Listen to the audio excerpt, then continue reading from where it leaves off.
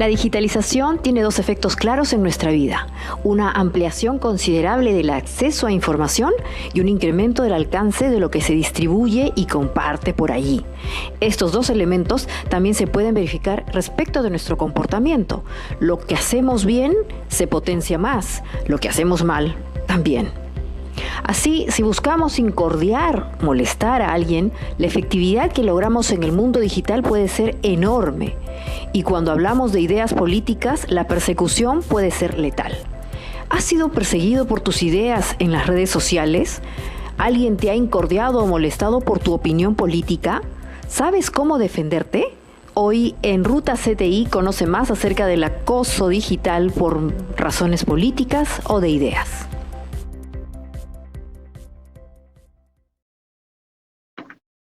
Hola, buenas tardes. Soy Maite Vizcarra y como siempre les doy la bienvenida a Ruta CTI, nuestro programa de divulgación en ciencia, tecnología e innovación por RTV, la plataforma digital del diario La República.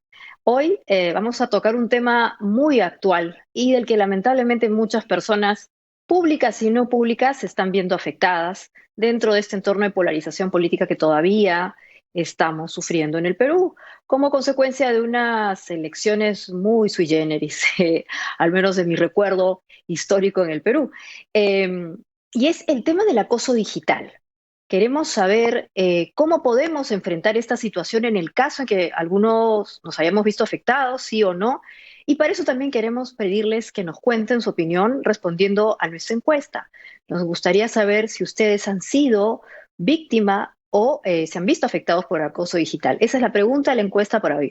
¿Has sido víctima de acoso digital? Como ustedes ya saben, tienen que ingresar a las páginas y, bueno, a las redes sociales de nuestro programa para poder responder. Y nos gustaría saber, en verdad, si esto es una práctica común que ustedes sienten así en sus casos, para comentarlo con nuestra experta, a quien le vamos a dar ahora la bienvenida. Ella es Elaine Ford. Ella es además una experta en temas de digitalización y temas legales, jurisdiccionales de este tema, y es fundadora de Democracia Digital, que es una organización que está promoviendo mucho los derechos digitales en el Perú y me parece que también ahora también en la región. Hola, Elaine, bienvenida. Muchas gracias por estar con nosotros.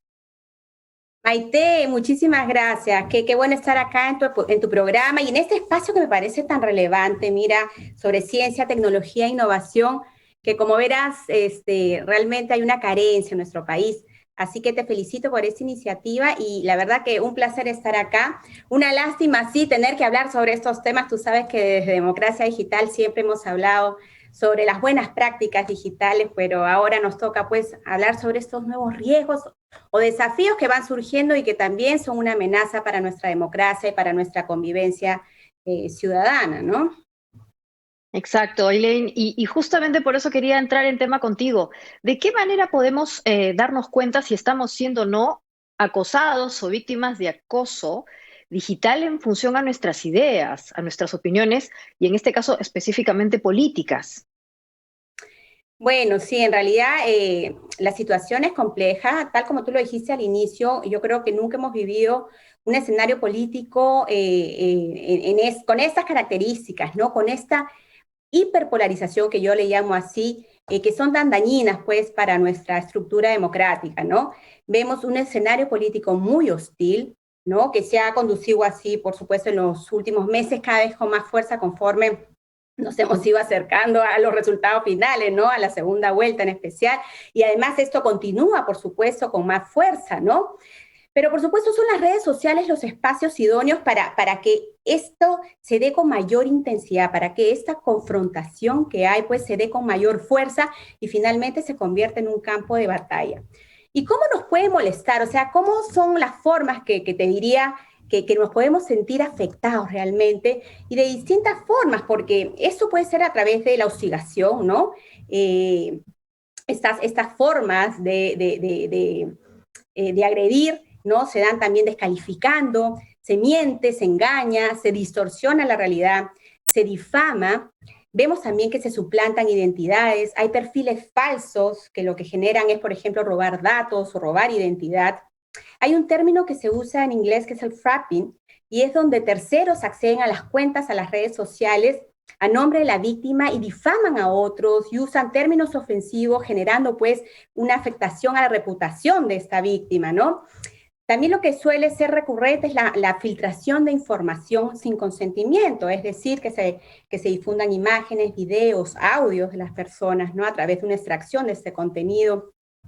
Para que tú sepas también la exclusión, la cancelación o el bloqueo a cuentas, también es una forma de molestar y de agredir en las plataformas digitales y también pues evidentemente hay que tenerlo en cuenta porque es una forma de bloquearle acceso a otros para que puedan tener otras opiniones u otros puntos de vista. Pero lo lamentable de todo ello es que este escenario viene acompañado de otros elementos. Las redes sociales, hay una serie de hechos, de circunstancias que se dan de manera simultánea y que agravan la situación, lo hacen más difícil de poder dar una solución o una respuesta rápida, ¿no? Como lo son el acompañamiento con noticias falsas, las fake news, sabemos, hemos hablado muchísimo al respecto, todo lo vinculado pues a esta maquinaria de bots y trolls que lo que hacen es viralizar el contenido y darle esa fuerza para que esto se dispare y genere la percepción en la ciudadanía pues de que eso es ampliamente compartido, ¿no? Y consensuado, claro, digamos, entre las multitudes, ¿no? Y esto ahora, Elaine, instantáneamente pues en las redes. Dime. Exactamente. Ahora, siguiendo un poco en función a lo que estás comentando, ¿por qué es tan fácil o por qué es tan evidente encontrar tantos mensajes de odio en las redes sociales? Porque una cosa es, tú has mencionado la difamación, hacer quedar mal a otra persona, pero también están estos mensajes en donde se exacerban sentimientos muy negativos que eventualmente pueden llegar a la agresión fuera de las redes sociales. Lo estamos viendo últimamente en el Perú, bueno, ha pasado hace unas semanas. Entonces, en aras de la libertad de la expresión, terminas perjudicando o poniendo en riesgo a otra persona. ¿Cuál es el equilibrio o cómo es que podemos manejar esto desde el punto de vista de usuarios, ¿no? No, sí, sí, la situación es compleja porque hay una línea muy delgada, ¿no? Entre la libertad de expresión y estos discursos de odio o estos mensajes, pues, que son destructivos en vez de ser constructivos, ¿no? Bueno, pero esto se ha dado siempre, lamentablemente. Lo que pasa es que hoy en día, en esta era digital que estamos viviendo, las redes sociales, pues, se convierten en ese espacio idóneo. ¿Por qué? Por justamente sus características, por su capacidad de difusión, por su rapidez, el largo alcance, el hecho que pueda llegar a millones de personas, ¿no? De manera simultánea, a tiempo real, que es un aspecto, pues, crucial y sobre todo a cero costo, es decir, todos podemos acceder a estas plataformas digitales, a estas redes sociales y no tiene pues mayor costo. Entonces, es en esas redes sociales donde se recurre a la lucha de poder y esa lucha de poder es con el uso de hashtags, con el uso de likes, de retweets, ¿no? Esta polarización se torna realmente agresiva donde no hay tolerancia, no hay respeto, no hay espacio para los consensos, para la deliberación y para el diálogo. Te cuento una cosa, Maite, para que tú sepas. Nosotros todos estos meses hemos estado con muchísimas iniciativas sobre la desinformación desde distintos frentes, ¿no? Con foros, con videos, con distintos tipos de actividades. E hicimos un seguimiento sobre los hashtags que hacían referencia con una carga valorativa emocional muy fuerte, por supuesto en contra del adversario político, de cualquier candidato, ¿no? No quiero mencionar los hashtags, porque realmente son fuertes, además no quiero que interpreten que acá estamos favoreciendo a algún candidato en específico, pero con muchísima frecuencia se vieron hashtags que ocuparon los primeros puestos en las tendencias, como traidor, como mentiroso, como miserable, culpable, cara dura, cobarde, en fin, fueron palabras que fueron recurrentes y que estuvieron en los primeros puestos de la tendencia en el trending topic, sobre todo en Twitter. Y otra cosa adicional, hicimos una actividad, un proyecto con usuarios digitales de Ecuador, y ahí hicimos una medición sobre los hashtags que ocuparon estos primeros puestos durante la segunda vuelta electoral, es decir, cuando finalizó al día siguiente la primera vuelta y hasta el día que se cerró pues oficialmente las campañas electorales, ¿no? Y eso sí te voy a decir los nombres, ¿no? Pedro Castillo, por ejemplo, tuvo 211 hashtags en contra en este periodo de tiempo, ¿no? Que hacían referencia a él y que eran en contra de sus ideas, en contra de él como persona, en contra de las personas, su equipo que lo acompaña, qué sé yo. Y Keiko Fujimori tuvo un total de 190 hashtags en contra, ¿no? Todavía no podemos llegar a conclusiones sobre este estudio porque todavía no tenemos el resultado final, o sea, no sabemos esto en qué medida se puede interpretar, pero son interesantes esos datos y para que tú veas el nivel de agresión que puede darse en estas plataformas.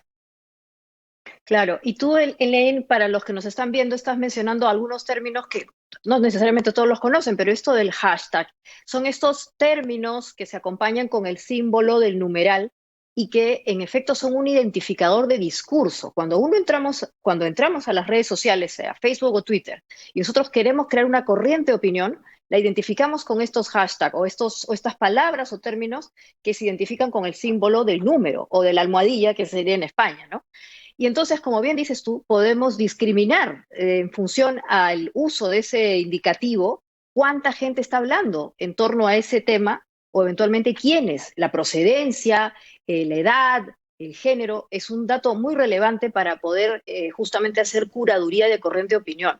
Y lo que comentas, Elaine, para nosotros como usuarios, entonces también tendríamos que tener cuidado con los hashtags, con los indicativos que utilizamos, porque sin querer podríamos estar dándole apoyo a un mensaje de odio y no estar sabiéndolo. Sí, por supuesto, hay que tener muchísimo cuidado para que ustedes sepan estos hashtags, conforme más gente los comparte y los viraliza, estos van apareciendo pues en un ranking que el mismo Twitter o la plataforma digital, en este caso más Twitter, que es más política, ¿no? Y más sobre esos temas, va de alguna forma poniéndolos en un ranking, ¿no? De acuerdo a la cantidad de gente que los va compartiendo y cómo esto se va viralizando. Entonces el hashtag en realidad es decisivo en esta red social, ¿no? Así es, así Como lo es. es Twitter, ¿no?